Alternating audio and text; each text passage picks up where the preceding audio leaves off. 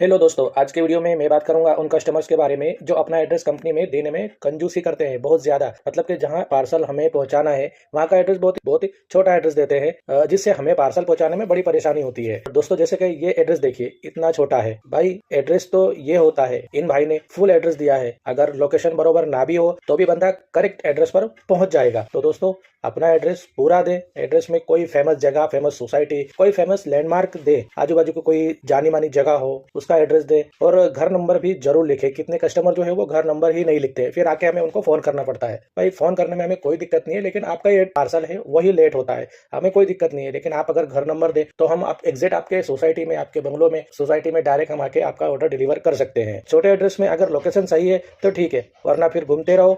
तो please online customer से मेरी रिक्वेस्ट है, अपना फुल एड्रेस दें। और ये एड्रेस का मसला सिर्फ एक फील्ड के लिए नहीं है, सभी फील्ड के लिए। जैसे कि XYZ, मैं नाम नहीं लूंगा, वो सब समझदार है।